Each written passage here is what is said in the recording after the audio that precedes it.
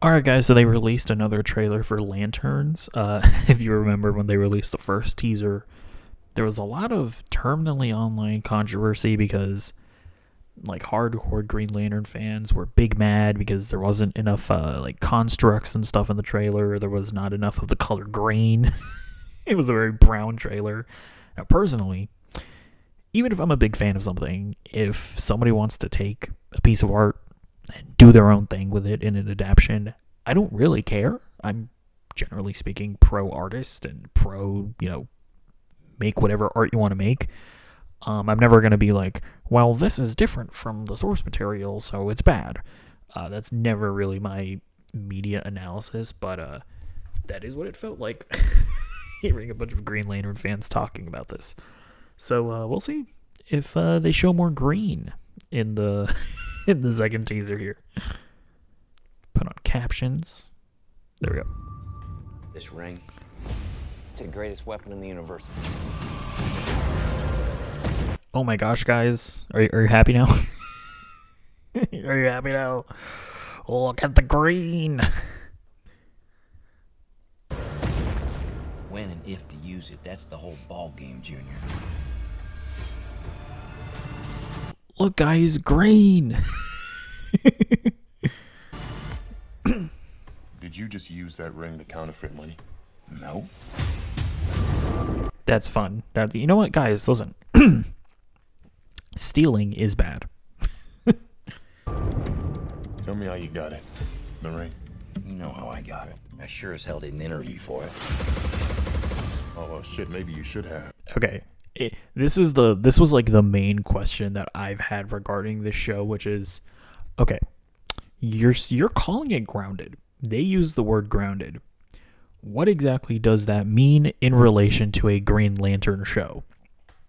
Like, are you saying that there's going to be some weird nonsense gobbledygook reason as to why they aren't liberally using their constructs? So it seems like there's going to be plenty of, they're getting into fights. Didn't interview for it. And they just casually use the constructs and stuff. That's a good thing. Oh, well, shit, maybe you should have. Power like that, shouldn't you have to work for it? You should have. Got it. Tell me how you got it. The ring. You know how I got it. I sure as hell didn't interview for it. Oh, well, shit, maybe you should have. Power like that. Okay, so that's interesting. So we're already getting the antagonistic relationship where Hal Jordan, I believe the way that it works was that Abin Sur or whatever, the alien guy, he dies and he crash lands on Earth. By the way, I literally just read an article about this the other day. He dies and he crash lands on Earth. And then because he was the wearer of the ring then chose somebody else to take up the mantle. And it was Hal. And that's sort of how that origin story goes. But it seems like now Hal needs to train John Stewart, and John Stewart actually has to work for the ring. So it's interesting how this antagonistic relationship is forming. Shouldn't you have to work for it? I've been doing this since you were a baby. And the only way you're gonna get this ring is over my dead fucking body. I think he likes me. So is that okay? So that's interesting. So I do think where a lot of what I was talking about earlier of why aren't they just using the constructs more casually, kind of seems like it's gonna come from a lot of the action with Jon Stewart and him like having to fight people is gonna be more like hand to hand because he doesn't have a ring yet. That actually makes some amount of sense. I mean, it still is like a TV writing reason as to why they're not just able, or why he specifically isn't able to liberally use constructs in order to save money on the budget, but it's an acceptable one so far. Everybody is lying to us. We're not leaving here till we find out what they're hiding.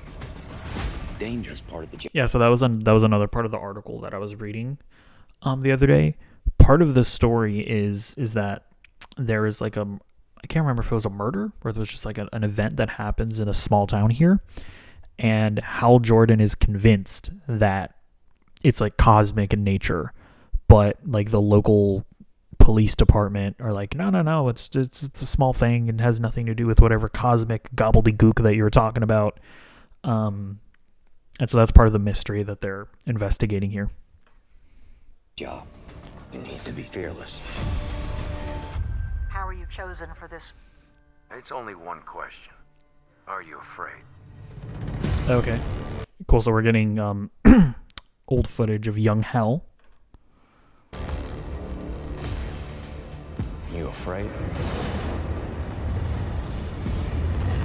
Are you afraid? Oh, there was a guy. Is that Aaron Pierre in the prison cell? Okay. So this is another thing that I'm a little confused by. How do I say this? Another part of the article that I was reading, by the way, if you type in Entertainment Weekly Lanterns, you'll probably write it. They provided a bunch of information. This is like a dual storyline story, a dual timeline story, where the show is going to be sort of developing both in 2016 and modern day 2026. Because one of the questions that I had after watching the first trailer was, how exactly does Guy Gardner play into all of this? If you're saying that Hal Jordan is the only Green Lantern as of right now, then how does Guy Gardner exist? I believe that the trailer doesn't explicitly confirm this, but what I believe is going to end up happening is that in 2016, when Hal Jordan was training John Stewart, Guy Gardner was not Green Lantern yet. And then when we get to the storyline that takes place in 2026, then Guy Gardner is going to be around. That's how I think they're going to end up handling it.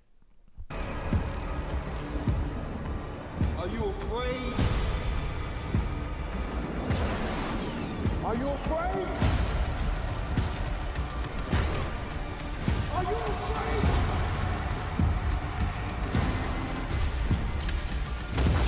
I'll say this. Aaron Pierre is great as an action star. So it's like, on the one hand, do I want to see him suiting up with the ring and, doing all whatever construct stuff? Sure. But if you've seen Rebel Ridge, I'd be lying if I said that I was like super disappointed to see Aaron Pierre do like more traditional action, because he is great. Was raised fearless, and I'll do this better than he's ever done it before. Then Who's that? Like, is this like an alien or something? go and get it, John Stewart.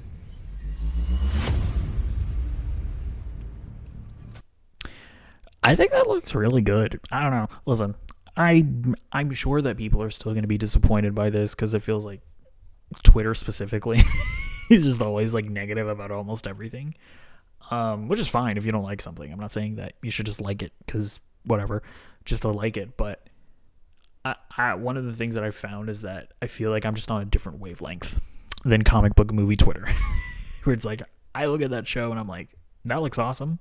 It looks like there is going to be more construct stuff. And I think it looks cool, but I'll be curious to see what other people have to say about it.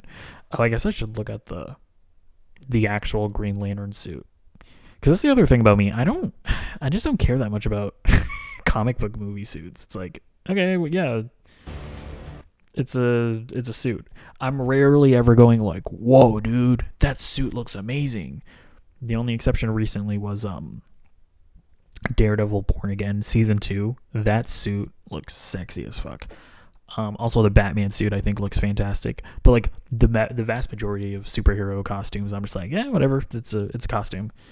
This, yeah, I can understand why people would be upset that this isn't like green enough, but I don't care. Let's see it in action again. You afraid? Actually, what's going on here? Is Hal keeping somebody prisoner here? Interesting. Yeah, I can see people. I predict people are going to be mad about the suit, but I don't really care. I think it looks fine.